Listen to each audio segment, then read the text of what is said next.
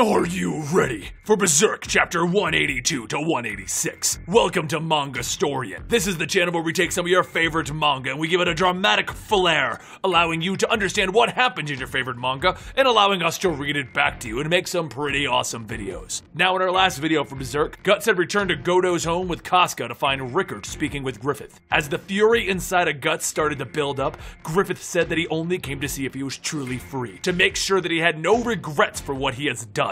Guts attempted to attack Griffith, but Zod stood in his way. And once both Griffith and Zod had left, Guts once again left the home of Godo, this time with Casca. Across the lands in the western Midland Castle, under siege by the Kushan armies, the Kushan tear through, killing the men and soldiers, then burning the bodies of those dead and still alive. The women are chained together and they're guided out of the town in fear that they will either be killed or used to make more Kushan children. One of the women says that she has heard a rumor that the Kushan actually sacrifice women to their god. The women sigh, saying if only the men were still there. If the band of Hawks were around, none of this would have happened. A young girl in the group calls out that he's coming to save them at any moment. The Hawk of Light will come. She can hear it whispering in the wind.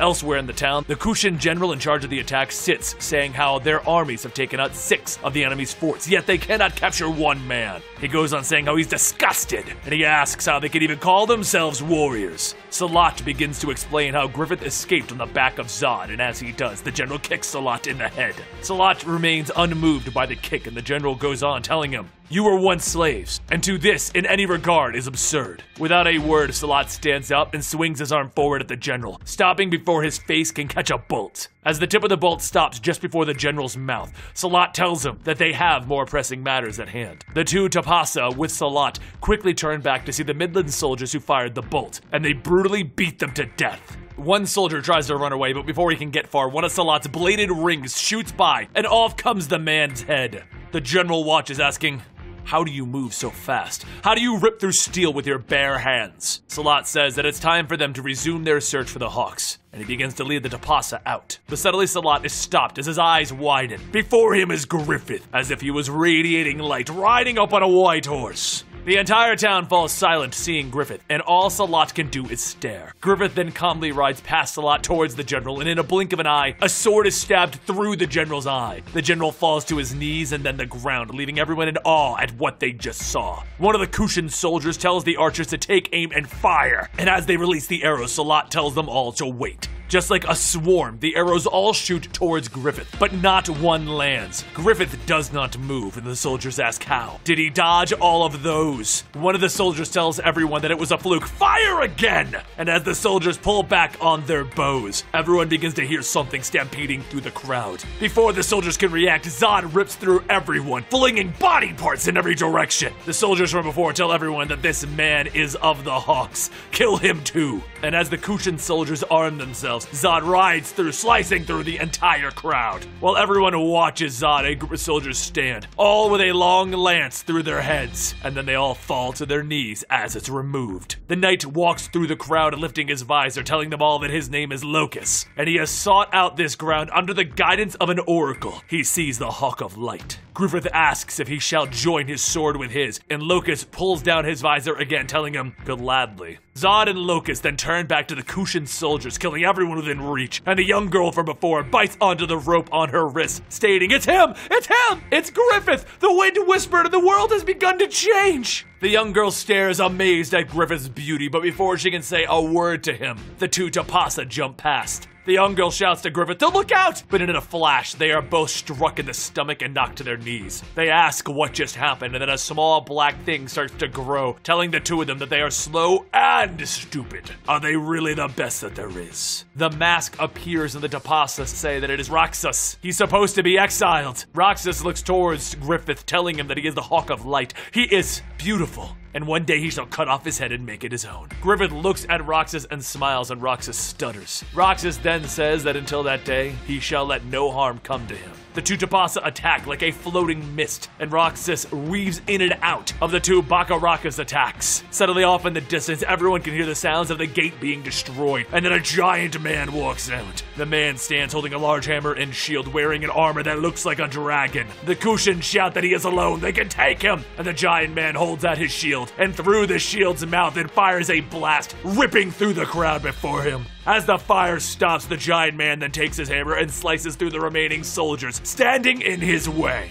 The battle continues to rage on, and a small bird watches and then flies off. The bird flies down towards a young witch with green hair sitting in a tree, and the consciousness between the two switch back. The young witch thanks the bird's body as it flies off, and the elf sitting on the edge of her hat asks, "Why use the bird?" The young witch says that getting that close to that kind of a power in her astral body would be dangerous. One slip and she'd be lost in another world. She goes on stating that what she saw was the Hawk of Darkness. He is the one who shall bring true darkness to the world. Kushin blood stained the grounds red, and the setting sun shines down, turning everything else to a shade of red. Even though it would be a ghastly sight, it looks like it's a painting.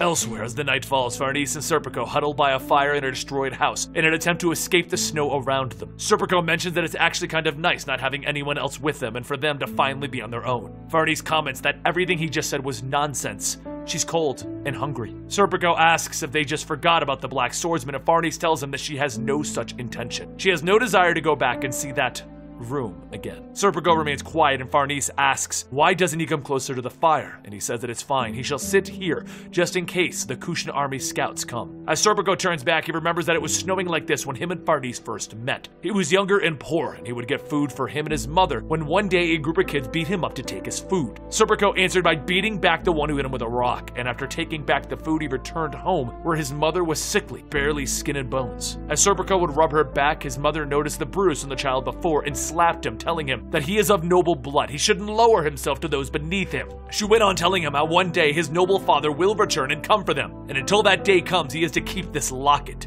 As his mother went on, Serpico knew that if what she was saying was true, he was just a nobleman's bastard son. Later, after going back outside, the boy he hit with a rock returned with his older brother. The group of kids beat Serpico to an inch of his life, and so Serpico was just laid there, letting the snow cover him. The coldness somehow felt nice, and then he heard the voice of a young girl. As he looked up, he knew what they were. They were nobles, people that he was supposed to be. He looked at the noble's daughter and he told her that her doll looked weird, and the girl stepped on his head yelling at him. But then she looked down on him, and she told the others with her to load the child into the cart. They will be taking him home with them. The young Farnese then cared for Serpico and told him that for saving his life, he would now belong to her. Afterwards, Serpico told his mother what happened and how the noble family even employed him, so with the wages that he'll be making, he can have a nurse take care of her. But as time went on, Serpico spent time with Farnese, and he found that he was more of a plaything for her, and even the other servants didn't care for her. However, one night there was a storm outside, and Farnese ordered him to stand by her bed and hold her hand through the night.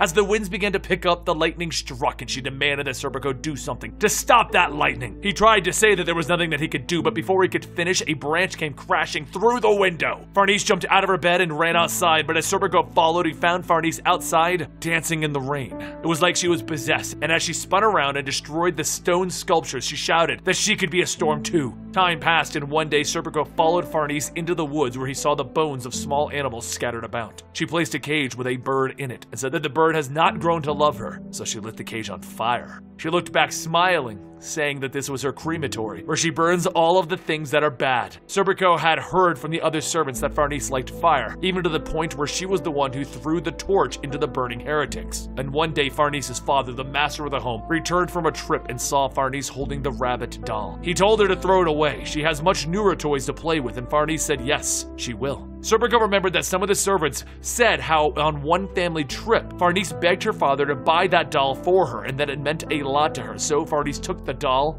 and burned it. The following day, while walking in the halls, Farnese's father stopped Serpico asking what was around his neck. He handed the locket over, thinking that maybe the master thought he stole it, and as he looked at it, the master said, "I thought so."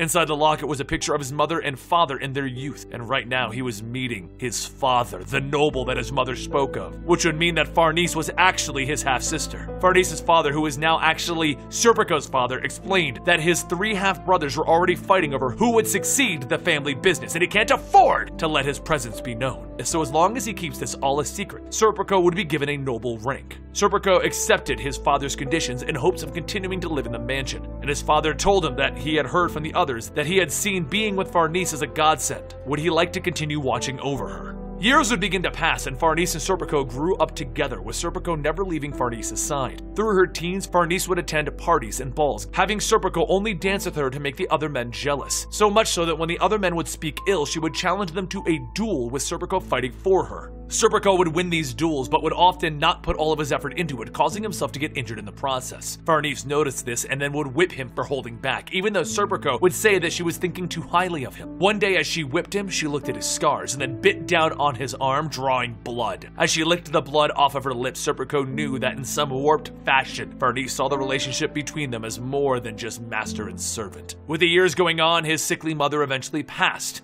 and she no longer even recognized him. Whenever Serpico would go to visit, his mother would only see him as his father, thanking him for finally coming back to her. Once Farnese and Serpico's father returned after a several-year absence, he told Farnese that he had planned a marriage for her. Her groom was that of a royal family, and though he knows of what has happened at the past parties, he has agreed to marry her. This would be something for their family. The Van Dominions would greatly benefit from. Farnese, never disagreeing with her father, told him yes, she will do it. However, afterwards, she left to the woods and Serpico chased after. Once Serpico caught up, he found Farnese standing there, having removed all of her garments. Before Serpico could say a word, Farnese threw herself onto him, telling him that she can't leave their home. She doesn't want to be anywhere else but here. As she blushed, she looked up, saying that she won't be going anywhere unless he would run away with her. Farnese's hands grabbed onto Serpico's, and Serpico remained silent, and then he pulled his hands back and he pushed Farnese away. She said nothing as she grabbed her clothes and ran back home crying. Serpico watched as Farnese ran away, his half-sister just confessing her feelings for him, and he rejected her. He soon returned to the mansion to hear the screams and sounds of the servants shouting that Farnese has gone mad. She took a candle and began to set the home on fire. As the fire spread, Serpico saw a chandelier hanging above her, and it looked like it was ready to fall. He rushed in, tackling her to the ground, just moments after the chandelier crashed in that location. Then after the fire, their father called off the marriage and sent Farnese to the monastery, not wanting to deal with her anymore. Serpico, though, was sent by special arrangement of her father to watch over her. It was from that day that their relationship had returned back to master and servant, and as the time was spent at the monastery and the talks of the Van Dominion name spread, and soon Farnese was selected